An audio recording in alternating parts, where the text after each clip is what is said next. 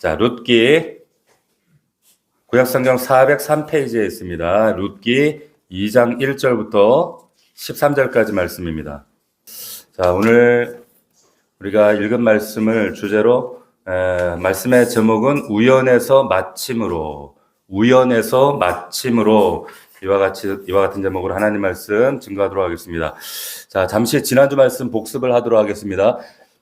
베들레헴에 빵이 생겼다라고 하는 흉년 끝에 빵이 생겼다라고 하는 소식이 들려왔습니다. 10년 만에 풍년입니다. 중요한 사실은 누가 빵을 다시 주셨느냐 하는 겁니다. 누가 주셨어요? 하나님이 주신 겁니다. 빵 생긴 게 중요한 것이 아니라 누가 주셨냐가 중요합니다. 주어를 잊으시면 안 됩니다. 여러분의 인생 가운데 주어를 잊어버리면 하나님이 섭섭해 하십니다. 자, 하나님께서 베들레헴에 양식을 주셨어요. 소문이 모압까지 들렸어요. 자, 그 소문이 들렸지만 돌아가기로 결정하는 것은 누가 합니까? 나오미가 하는 거예요. 다시 말하면 결단은 내가 하는 겁니다. 결단은 누가 한다고요? 결단은 내가 하는 겁니다. 익숙한 곳을 10년 동안 살았던 땅을 떠나서 다시 돌아간다는 결정이 결코 쉽지는 않지만 그래도 돌아가야 됩니다. 그래야 삽니다. 돌아간다가 우리 뭐라 그랬죠? 히브리어로 슈브. 한번 따라해 봅시다. 슈브. 헬라어로 메타노이아, 회개한다라는 말이 이 슈브예요. 메타노이아예요. 돌아간다. 무슨 뜻이에요? 뉴턴한다 이 뜻입니다. 방향 전환. 그러면서 우리가 회개 그랬죠? 회만 하시면 안 돼요. 괴하셔야 됩니다. 개. 감동했죠? 감만 하시면 안 돼요. 동해야 된다는 거예요. 자, 그냥 울고 금식하고 이게 중요한 것이 아니라 방향 전환, 행동하셔야 됩니다. 이것이 회개입니다. 자, 떠나려고 보니까 추수 때였어요. 기억나시나요? 추수 때예요. 모압에서도 농사를 지었는데 심은 곡식 거둘 때가 가까웠다는 거예요. 과감하게 그 추수를 포기하고 베들레헴으로 돌아가요. 여러분 이게 중요합니다. 여러분 이 세상에서 내가 조금만 더 하다가 하나님께서 예비하신 가장 좋은 것들을 놓칠 수가 있다 그 말입니다. 여러분 세상에 하나님께서 예비하신 베스트가 있다 그랬어요. 우리를 위해 하나님 준비하신 베스트가 있는데 이 베스트의 대적 가장 큰 적이 뭐라고요? 배러라 그랬어요. 배러. 눈앞에 보이는 배러. 좀 더 좋아 보이는 거. 이것 때문에 하나님 주시는 베스트를 잃어버리게 된다라고 하는 겁니다. 꼭 기억하셔야 됩니다. 자, 두 며느리가 이제 오르바하고 룻이 같이 가요. 같이 가는데 울면서 따라가는데 운명이 갈라지죠. 오르바는 잠깐 따라가다가 다시 자기 모압 땅, 고향 땅, 옛날 신에게로 돌아갑니다. 누구도 오르바를 비난하지는 않아요. 그러나 오르바를 더 이상 아무도 기억하지 않습니다. 반면에 룻은 끝까지 울면서 따라갑니다. 왜냐하면 어머니 하나님이 나의 하나님이다 라고 고백했기 때문에. 이게 뭐예요? 신앙 고백하더라는 거예요. 이 신앙 고백으로 따라가는 겁니다. 자, 돌아왔어요. 10년 만에 베들레헴에 돌아왔는데 잃어버린 10년이죠. 남편 잃고 큰아들 잃고 작은아들 잃고 재산 잃고 젊음까지 잃었어요. 다 잃어버렸어요. 하나님 없이 산 결과는 이렇습니다. 심지어 외모도 변했는지 사람들이 이 사람이 나옴이냐? 정말 나옴이냐? 이렇게 물었단 말이에요. 자, 돌아오기는 했는데 고향으로 돌아오게 했는데 아직 마음이 안 돌아왔던 것 같아요. 왜 그런가? 입술이 부정적이었죠. 뭐라 그래요? 자기를 나옴이라 부르지 말고 이제는 나를 마라라 부르라. 나 쓰다. 내 인생 쓰다. 이러면서 하나님께 왜 그렇게 했어요? 전능자가 나를 괴롭게 하셨기 때문에 내 인생 쓰다. 그러면서 막 원망했어요. 부정적이었어요. 하나님께서 이 나오미를 통해서 예배하신 지금 숨겨져 있던 그 축복을 보지 못하는 거예요. 그 축복이 뭐예요? 룻이었단 말이에요. 하나님이 그 축복의 씨앗을 함께 보내셨는데 룻을 알아보지 못합니다. 자, 감동적인 것은 뭐냐? 성경에 한 번도 이 나오미를 마라라고 언급하지 않는다는 거예요. 끝까지 나오미라고 부릅니다. 왜 그래요? 우리 인생도 정말 우리 자신이 볼 때 마라처럼 쓰디쓰고 고달퍼 보이고 이렇게까지 살아야 하나 싶을 정도로 우리 인생에 정말 험난한 과정들이 많았을 때가 있어요. 마라 같을 때가 있었어요. 그런데 여전히 하나님은 그런 우리 인생 가운데도 너는 나의 기쁨이야. 넌 나의 정말 큰 즐거움이야. 기쁨이야. 나옴이야 라고 하시는 거예요. 끝까지 하나님께서 우리를 나옴이라고 불러주시는 줄로 믿습니다. 성경이 말씀하고 있는 거예요. 자, 여기까지가 지난주까지 말씀이었습니다. 자, 오늘 1절을 제가 다시 읽을 텐데 1절을 다시 한번 보시기 바랍니다. 2장 1절. 나오미의 남편 엘리멜렉의 친족으로 유력한 자가 있으니 그의 이름은 보아스더라. 이렇게 얘기했어요. 자, 하나님의 은혜가 이제 드러나는 장면입니다. 숨겨진 은혜가 드러나요. 보아스는 하나님이 예비하신 은혜의 통로입니다. 그런데 보세요. 보아스가 갑자기 창조된 인물이 아니고 뜬금없이 등장한 인물이 아니라 이미 존재하고 있던 인물이었어요. 나오미가 모압 땅에 있을 때도 사실 보아스는 이미 존재를 했죠. 흥미로운 것은 룻기 1장에서는 그의 존재에 대해서 철저히 침묵하고 있더라고 하는 겁니다. 나오미도 보아스를 언급하지 않아요. 나오미의 기억 속에 없기 때문에. 자, 여러분 한번 상상해 보세요. 나오미가 지금 보아스를 만약에 기억하고 있었다면 며느리들에게 아마 이렇게 얘기했을 가능성이 있어요. 얘들아, 일로 와봐. 사실 우리 친척 중에 보아스라고 하는 사람이 있는데 유력한 자야. 게다가 노총각이야. 야, 우리 희망 있다. 돌아가자. 이랬다면 아마 오르바가 돌아가지 않았을 거예요. 맞아요? 근데 나오미가 왜 이런 말을 못하냐면 자기 기억 속에 지금 없어요, 이 사람이. 없는 겁니다. 그러다가 2장 1절에 와서 베들레헴으로 막 돌아온 다음에 성경은 지금 보아스의 존재를 알려줘요. 여러분, 하나님께서 예비하신 은혜가 있는데 그 은혜를 여러분 숨기실 때가 있고 드러나게 하실 때가 있습니다. 분명히 하나님께서 이 은혜를 예비하셨지만 여러분, 나오미가 모압 땅에 있는 동안은 안 알려주시고 언제 알려주시냐면 결단하고 베들레헴으로 돌아오자마자 드러내 주시는 거예요. 할렐루야. 여러분 잘 아셔야 돼요. 숨기실 때가 있고 드러내실 때가 있어요. 그때가 있다는 거예요. 저와 여러분 인생에도 하나님이 예비하신 보아스가 있습니다. 아멘. 하나님이 숨겨두신 은혜가 있단 말이에요.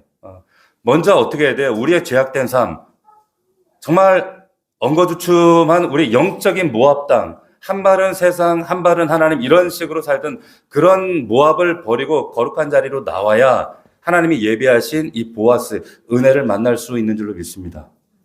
아주 간단한 진리예요. 보세요. 근데 여러분 성경에 보면 이 보아스를 뭐라고 지금 설명하고 있는가 하면 유력한 자, 영어 성경에 보면 a mighty man 이랬어요. 힘있고 mighty man of wealth, 부자래요. 아주 유력한 부자라 이 말입니다. 그런데 질문, 보아스가 어떻게 부자가 됐을까요? 좀 뜬금없지만 왜 그럴까? 여러분 재산 형성 과정이 성경에 나올까요? 안 나올까요? 나오지는 않는데 추적할 수가 있어요. 유추가 가능합니다. 왜 그런가? 여러분 룻기에 보면은 이 아버지 사장이 나오는데 아버지 이름이 뭐예요? 살몬이라는 사람으로 나와요. 마태복음 1장에도 살몬이라고 나옵니다. 근데 룻기의 어머니 이름은 안 나오는데 마태복음 1장에 보면은 이 어머니 이름이 같이 나오는데 살몬과 함께 누구예요? 보아스의 어머니 이름이? 누구? 라합이죠. 여러분 그 유명한 라합이 누구예요? 기생 라합이란 말이에요. 기생 라합. 마태복음 1장에 나오는 라합이 등장한단 말이에요. 그 여리고성의 기생 라합. 보아스의 어머니가 바로 그 라합이에요. 성경을 우리가 통독하시는 분들은 그 라합 안단 말이에요. 그래서 통독해야 돼. 아시겠어요? 자, 여호수아 여러분 2장에 보면은 여호수아가 그 정탐꾼을 그 가나안 땅에 보낸단 말이에요. 여호수아 2장 1절 우리 화면 한번 봅시다. 자, 여호수아가 정탐꾼을 보냈어요. 한번 읽어보겠습니다. 시작. 눈의 아들 여호수아가 시딤에서 두 사람을 정탐꾼으로 보내며 이르되 가서 그 땅과 여리고를 엿보라 하며 그들이 가서 기생의 집에 들어가 유숙을 한 거예요. 이게 성경이 말하는 정보입니다. 아버지 살몬은 누구였는가 하면 아마도 여호수아가 파송한 두 명의 정탐꾼 중 한 명이었어요. 근데 자기를 숨겨준 라합과 눈이 맞아서 결혼을 한 거예요. 이야, 이거 완전히 로맨스 끝내주지 않아요? 영화에 나올 것 같잖아요. 이거 007에. 예? 그죠? 근데 이 정탐꾼 스파이라는 거예요, 아버지가. 그런데 여러분, 스파이 정탐꾼이라는 것은 잘못하면 죽어요. 목숨 걸고 하는 일이에요. 그 당시에도 지금도 그렇게 했지만, 당시에 성공한 스파이들은 큰 상을 줬습니다. 예를 들어서, 여러분, 살몬보다 앞서 활약했던 1세대 정탐꾼들, 12명의 정탐꾼이 있었잖아요. 그죠? 10명의 정탐꾼은 부정적인 잘못된 보고하고 2명은 정말 하나님 기뻐하시는 그 신앙 고백 같은 그런 보고를 하잖아요. 그 두 사람이 누구였습니까? 여호수아와 갈렙이란 말이에요. 여호수아 갈렙. 근데 이 여호수아 갈렙이 성경에 보면 큰 상을 받았다는 여러분 사실 아세요? 아시나요? 무슨 상을 받았냐면 여러분 좋아하는 부동산을 받았어요. 큰 땅을 받았어요. 그게 성경에 나와요. 우리는 무심결 지나가지만 여호수아 14장 13절 화면 보시고 우리 한번 읽어보겠습니다. 시작. 여호수아가 여분의 아들 갈렙을 위하여 축복하고 헤브론을 그에게 주었대요. 여러분 지파가 그때 땅을 분배할 때 지파에게 땅을 분배했어요. 그런데 이 갈렙은 개인인데 헤브론을 땅으로 받아요. 왜 받았어요? 정탐꾼 성공했잖아. 정탐 성공했잖아. 여호수아도 마찬가지입니다. 다 지파가 땅을 분배받는데 여호수아는 개인적으로 땅을 받았어요. 그 땅이 뭐냐? 19장 넘겨보시면 19장 49절. 자, 읽겠습니다. 시작. 땅 나누기를 마치고 자기들 중에서 눈의 아들 여호수아에게 기업을 줬으니 곧 여호와의 명령대로 여호수아가 요구한 성읍 에브라임 산이 딥나세라를 준 거예요. 큰 땅을 받은 거예요. 자, 이런 전례로 밀어볼 때 여러분 지금 보아스의 아버지 살몬은 목숨 걸고 땅을 정탐하고 나서 보상으로 뭘 받았다? 큰 부동산을 받은 거예요. 땅을. 보아스가 왜 부자가 됐는지 아시겠죠? 자, 그래서 실제로 이 보아스 성경에 보면은 유력한 자라고 나오는데 이게 히브리어로 뭔가 하면 기브로 하일, 쉽게 얘기하면 부동산 거부예요. 이게 이 뜻이. 기브로 하일이라고 하는 의미가 땅을 많이 소유한 자다 이 말이에요. 땅 부자다. 자, 부럽죠? 부러워요? 우리도 이런 땅 좀 있으면 좋겠는데, 그죠? 자, 그런데 이런 땅 부자였지만, 이런 유력한 자였지만 보아스에게 아픔이 있어요. 상처가 있습니다. 어떤 아픔이 있는지 아세요? 유력한 자예요. 돈도 많고 땅도 많고 읽어보시면 알겠지만 이 사람 성품까지 좋아. 다 가졌어요, 진짜. 근데 놀라운 사실이 뭐냐? 노총각이에요. 노총각이에요. 여러분 보세요. 왜 노총각이가 보아스가 룻을 만나서 뭐라고 부르냐면 룻을 내 딸아 이렇게 부릅니다. 나이가 많았다는 뜻이에요. 60이 넘었을 거예요, 아마. 결혼을 아직 못했어요. 궁금하죠? 돈도 많고 땅도 많고 그리고 사람 성격도 성품도 나쁘지 않은데 왜 결혼을 못했을까요? 왜 못했을까? 예? 한번 상상해 보세요. 왜 못했을까? 예? 이유는 하나예요. 엄마가 라합이기 때문에 그래요. 자, 엄마가 이방 여인인데다가 전직이 뭐다? 기생이에요. 이게 순화해서 기생이지 창녀였단 말이에요. 이스라엘 사람들 그 자존심 강한 이 사람들 이방 사람 개 취급합니다. 더군다나 창녀 그러면 사람으로 취급 안 해요. 근데 보아스 엄마가 기생 라합이었단 말이에요. 그러니까 아무리 돈 많아도 땅 많아도 괜찮아도 이스라엘 처녀들이 그 집에 시집을 안 가는 거예요. 뒤에서 수군거려. 엄마가 라합대. 엄마가 창녀래. 이방 여자래. 이 수군거림을 평생 듣고 보아스가 산 겁니다. 역설적으로 근데 그때까지 이 보아스가 노총각이었기 때문에 룻을 만나 결혼하잖아요. 만약에 보아스가 결혼했다 그러면 진즉 결혼해서 아마 손자도 있을 나이인데 그러면 룻에게 기회가 왔을 것 같아요? 안 오죠. 이것도 섭리예요. 근데 아직까지 결혼을 못한 상처를 가지고 있어. 특별히 엄마가 이방 여자야. 창녀야. 그럼 결혼 못한 아픔을 가지고 있기 때문에 때마침 만난 그것도 이방 여인에게 어떻게 해요? 마음이 더 가는 거예요. 아시겠어요? 보아스가 이 말씀에도 우리 나와 있지만 무엇에 감동했냐면 이런 얘기였어요. 너 시어머니 잘 섬긴다며? 이런 얘기 한단 말이에요. 여기 받는 이유가 있거든. 왜? 돌아가신 엄마 생각나는 거지.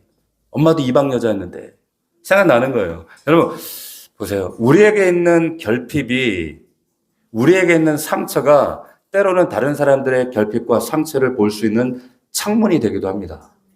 되게 중요한 거예요. 그래서 어떤 면에서 보면 우리에게 있는 상처와 결핍은 하나님의 축복이에요. 할렐루야. 자, 유기견 TV를 보니까 유기견 보호소에 어떤 사람이 강아지를 이제 입양하려고 왔는데 유독 다리 한쪽이 없는 강아지한테 관심을 두는 거예요. 그들이 계속 그거를 막 쓰다듬고 막 마음을 안타까워 그러다 결국 그 강아지를 가져가는데 사람들이 왜 하필 그 강아지냐고 이제 막 의아해할 거 아니에요. 근데 봤더니 그 사람이 장애가 있는 거예요. 그러니까 내게 장애가 있으니까 멀쩡한 강아지가 아니라 아픈 강아지에게 눈이 한쪽 다리가 없는 강아지에게 마음이 가는 것처럼 우리에게 다 상처가 있어요. 상처 없는 사람은 없습니다. 저 사람 다 건강하고 다 가진 것 같지만 다 상처가 있어요. 그런데 그 상처는 다른 사람들을 보듬고 만져주기 위해 하나님 허락하신 선물이라는 사실이에요. 할렐루야. 그렇게 승화하라고 하나님 주신 거예요. 저는 개척교회 가난한 집 과부의 아들입니다. 어릴 때 참 가난했어요. 가난했습니다. 근데 그러니까 지금 가난한 목회자들 자녀들 보면 그 가슴이 찡해요. 보면은 꼭 저도 돈이 없지만 꼭 저는 줘요. 참 그래서 마음이 찡하고 뭉클함이 있습니다. 돕고 싶어요. 그래서 어떻게든 좀 도우려고 많이 합니다. 그러면 또 우리 계산기 막 두드리시는 분 몇몇 분들은 지도 돈도 없으면서 이럴 수도 있는데 그런데 없지만 흘려 보내는 거예요. 그런 저에게 그런 어떻게 보면 저에게 주신 하나님 작은 사명이기도 합니다. 자, 또 하나 우리가 놓치지 말아야 될 중요한 사실이 하나 있습니다. 뭐냐면 어떻게 보면 이게 가장 또 중요한 부분일 수도 있어요. 그게 뭐냐? 보아스는 자리를 지켰어요. 무슨 말이냐면 지난 10년 동안 베들레헴에 지금 이스라엘 땅에 흉년이었어요. 고통스러운 시간이었습니다. 많은 사람이 베들레헴 떠나왔어요. 나오미, 멜렉도 말년 기론 다 떠나고 친척들도 떠나고 이 가정만 떠나왔을까요? 다른 가정들도 많이 떠나왔어요. 살려고. 야, 이 약속의 땅으로 하고 왔는데 이곳에 희망 없다. 흉년 언제 끝날지 모른다. 우리 가자. 도망가자. 다 떠났을걸요? 그런데 보아스는 베들레헴 떠나지 않고 끝까지 약속의 땅을 지키고 있었다는 거예요. 할렐루야. 쉽지 않아요, 여러분. 여러분 상상해 봐보십시오. 엘리멜렉이 만약에 다 뭐 친구들, 다 이웃들 떠날 때 자기들도 땅 팔고 부동산 다 정리하고 캐시 만들어가지고 딱 이제 나도 이방 나라 가자, 이민 가자.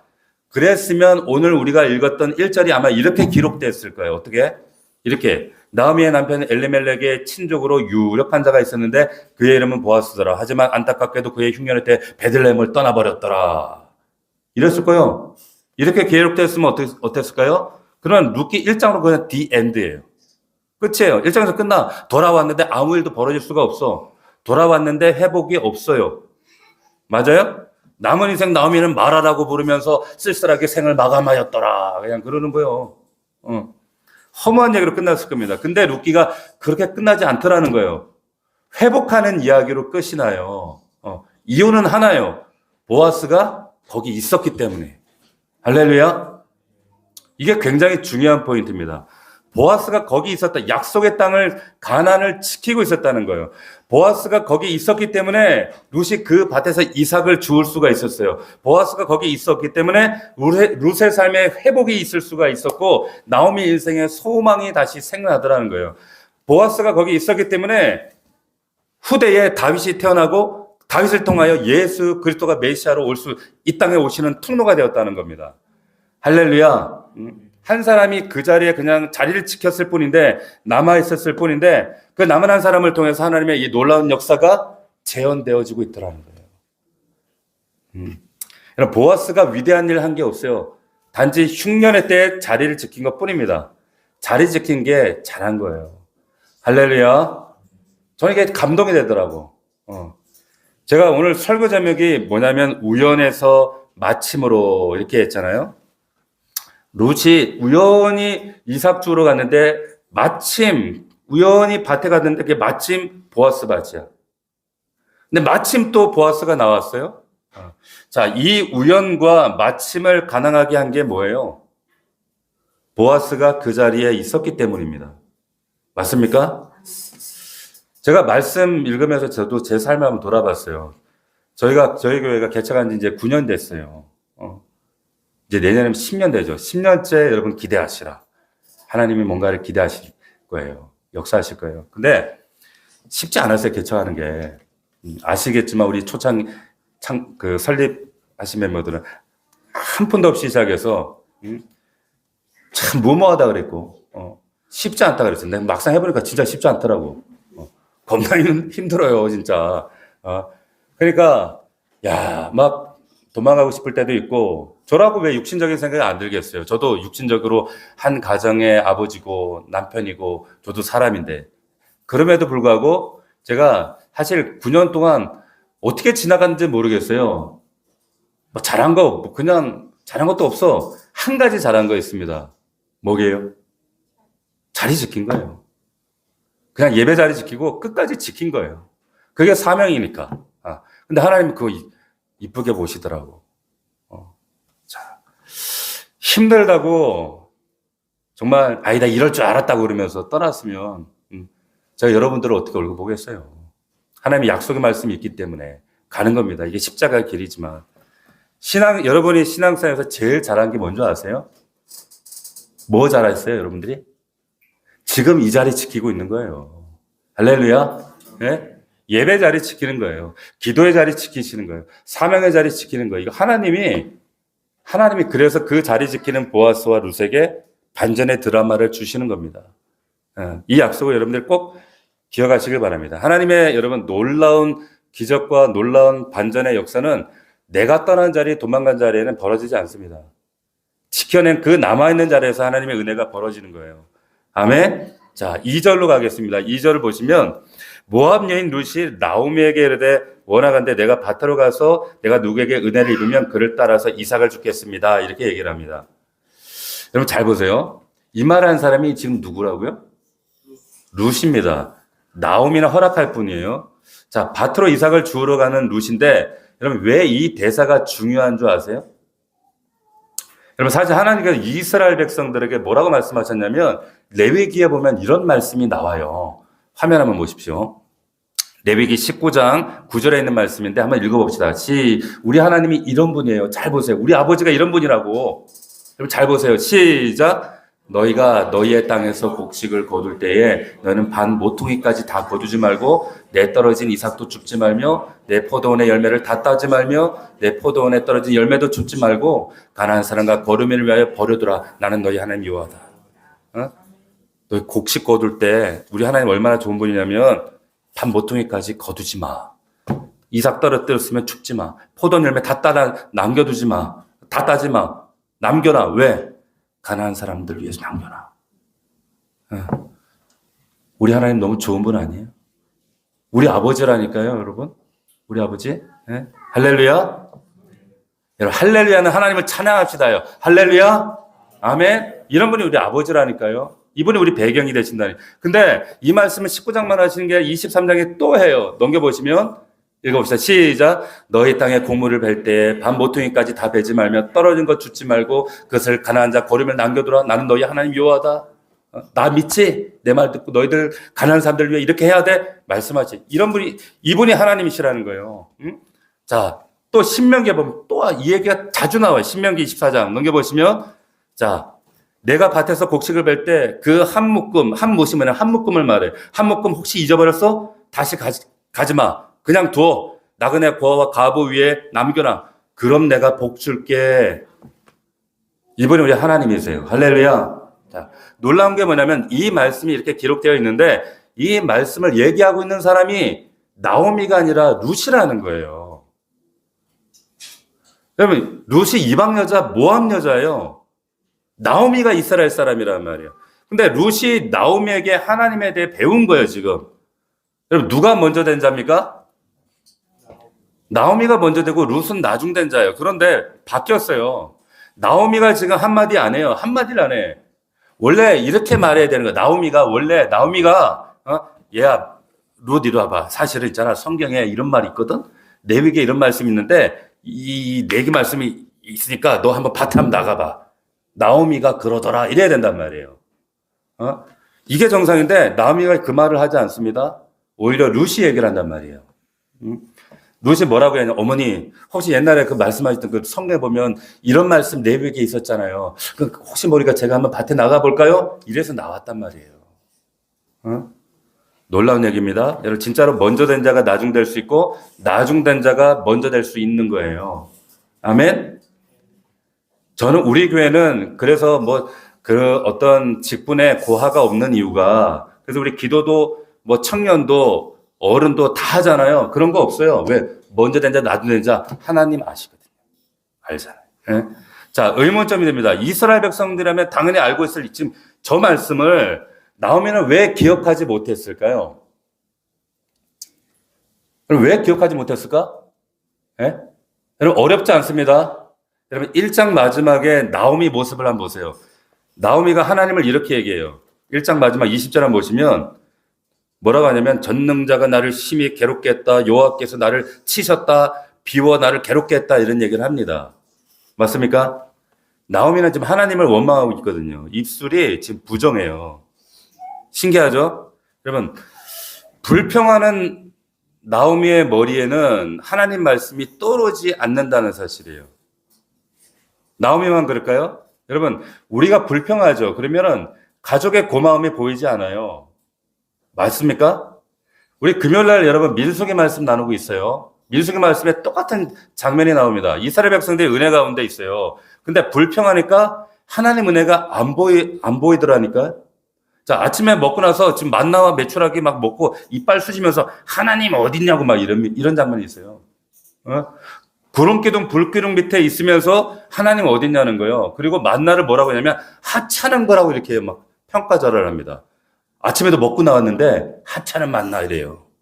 자, 무슨 말이냐. 여러분, 불평하면 은혜가 보이지 않습니다. 여러분, 잠깐들 잘 적용하셔야 돼요. 남편에게, 아내에게, 자녀들에게 불평하지 마세요. 불평하면 주시는 은혜가 보이지 않아요. 여러분, 은혜로 보지 못하는 방해물이 뭐냐? 불평입니다.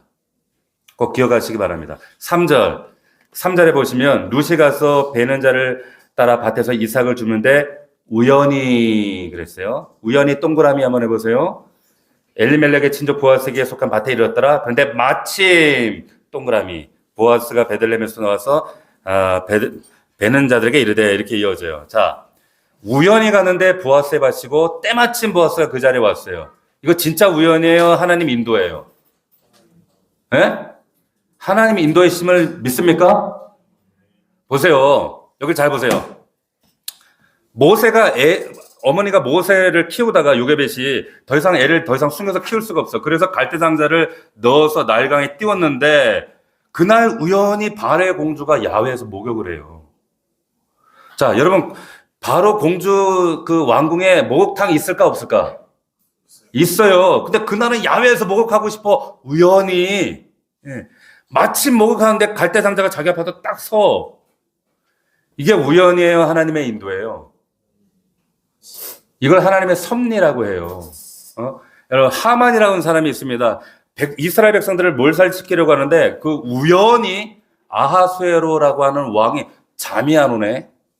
여러분 밤에 잠이 안 올 때는 하나님의 뜻이 있어요. 아시겠어요? 자, 잠이 안 와가지고 뭐다 했냐면 역사책을 가져와가지고 읽다 보니까 모르드게가 자기 목숨을 구해줬는데 상을 안 줬다는 사실을 알게 된 거야. 책을 보고.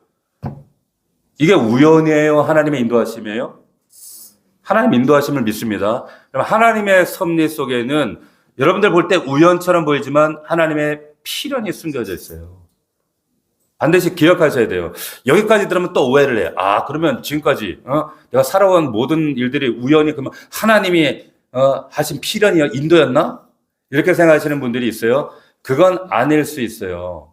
잘 보세요. 그러면 여러분 여기부터 잘 들으세요. 여러분 우연과 내 일상의 루틴한 우연과 마침이라고 하는 게 이게 중요한 게 아니라 이 우연과 마침을 진짜 의미 있게 만드는 단서가 있어요. 전제를 아셔야 돼요. 그 전제, 우연과 마침. 그 전제가 뭐냐? 여러분 사실은 순종입니다. 아세요? 자, 우리 매일의 우연이 하나님의 마침으로 이어지는 이 은혜는요, 순종할 때 나타나는 거예요. 왜 그런가? 불순종할 때도 이 우연과 마침은 일어날 때가 있어요. 대표적인 사람. 이걸 하나님 뜻이라고 오해하면 안 돼요. 대표적인 사람이 요나서에 보면 이 사건이 나와요. 요나서가 하나님이 너 니느웨로 가라 그랬는데 불순종하고 다시스로 도망가. 근데 때마침 다시스로 가는 배가 거기 딱 있어. 불순종의 길을 가는데 때마침 그 배를 만나는 거예요. 자, 이거 하나님 인도예요? 망하는 길이에요. 망하는 길이에요. 그 배 타고 가다가 어떻게 돼요? 죽을 뻔하자. 풍랑 만나고 물고기 뱃속에 들어가서 진짜 죽을 뻔하잖아요. 그러니까 아무 우연이나 아무 때마침이나 이게 하나님 의도가 아니라고요. 인도가 아니란 말이에요. 내가 지금 어느 길을 걷고 있느냐가 이게 중요한 겁니다. 어느 길을 걷고 있느냐. 루카 나오미가 지금 베들레헴으로 돌아와서 룻이 말씀에 순종하여 갈 때 우연히 그리고 때마침 이게 하나님의 인도가 있는 줄로 믿습니다. 일상의 순종이 없으면 하나님의 필요는 없어요. 인도하심이 없어요. 때를 따라 돕는 은혜, 히브리서의 말씀처럼 때를 따라 돕는 은혜는 순종하는 자에게 있는 겁니다. 이걸 그러니까 요나처럼 불순종하고 하나님 싫어하시는 불순종의 길, 하나님도 적당히 이해하시겠지 뭐 이러면서 우연히 가운데 하나님의 필요를 기대한다? 어불성설이에요. 하나님 그런 분 아니에요. 하나님 계산 정확하신 분이에요. 정확하다니까. 우연과 마침이라는 단어를 의미 있게 만드는 것은 순종이라는 것을 여러분 기억하시기를 바랍니다. 또 하나, 보아스에게도 지금 보아스도 말씀에 순종하고 있어요. 보세요. 레위기 지금 읽었던 신명기 말씀에도 너희 밭 싹쓸이 하지 말고 이삭 줍지 말고 남겨도 그랬는데 보아스가 말씀에 순종하고 있어요. 아멘? 여러분 10년 끝에 맞이하는 지금 풍년입니다. 땅 주인으로서 지금 최대한 수확하고 싶은 이삭 하나 떨어진 거 정말 눈이 뒤집어지지 않고 저거 어떻게 지금 10년 흉년 만에 거둬들이는 것 같아. 그 이삭을 어떻게 안 주서. 근데 하나님 말씀에 순종해서 모퉁이를 안 거두고 이삭을 나달을 안 줍는 거예요. 이 말씀을 순종하는 거예요. 남겨둔단 말이에요. 이 말씀에 순종하는 보아스. 그래서 보아스에게 이 우연과 하나님의 마침의 배후에 순종이 있다는 사실을 꼭 아셔야 됩니다. 보아스의 순종이 있었고 룻의 순종이 있었어요. 그래서 아름다운 거죠.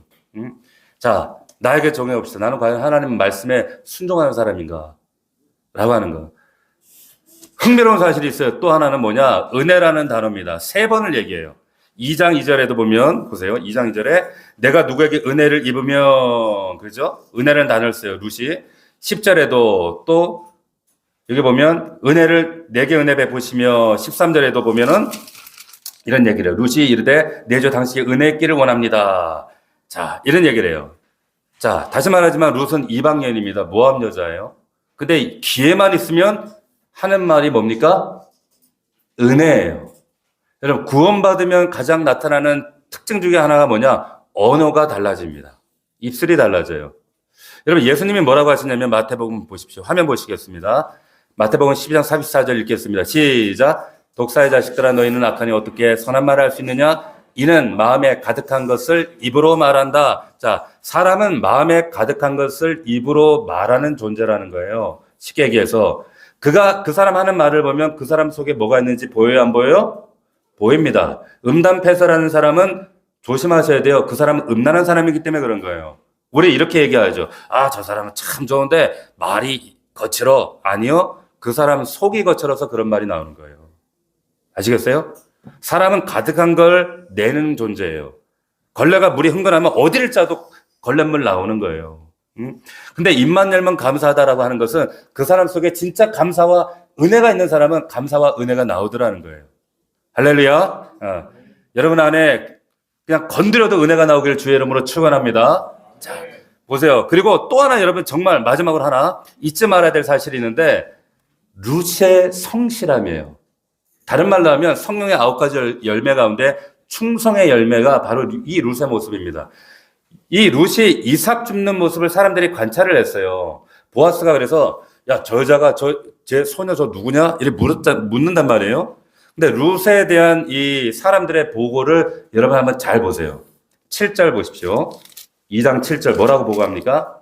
그의 말이 나로 베는 자를 따라 단 사이에서 이삭 죽게 하소 사였고 아침부터 와서 잠시 집에 쉰 것 외에 지금까지 계속하는 중입니다. 저 여자 아침부터 왔는데 지금까지 일합니다. 지금 얘기하는 거예요.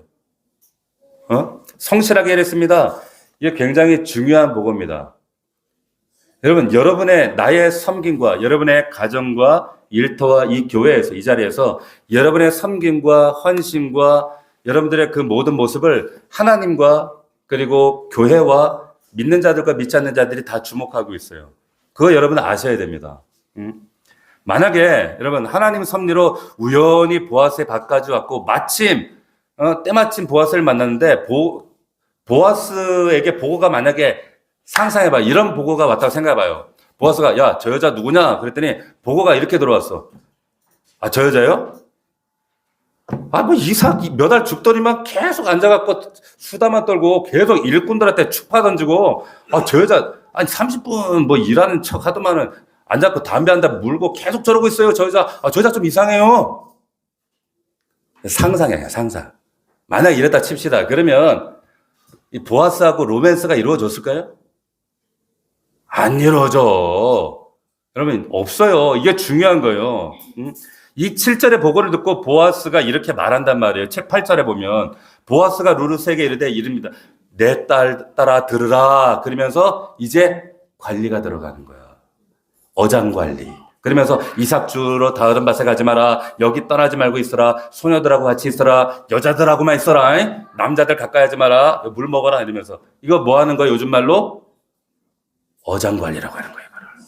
요즘 젊은이 말로. 자, 보아스가 룻에 대한 호의를 베풀기 시작하는 시점이 룻에 대한 평가를 들은 다음이라는 사실을 여러분 기억하셔야 돼요. 여러분, 태도가 고도를 결정합니다. 아시겠어요? 여러분, 엘티튜드를 결정한다니까? 여러분의 태도가 결정한다고요. 정말 중요해요. 여러분, 아무리 하나님 은혜의 자리로 하나님이 인도를 해 가셔도 여러분의 태도가 무엇이냐에 따라서 받는 은혜가 달라져요. 할렐루야. 중요하다니까. 정말로 깨닫기를 원합니다. 마지막 12절. 우리 12절 말씀 읽고 마치겠습니다. 12절. 그랬더니 이제 보아스가 이렇게 얘기를 해요. 같이 시작.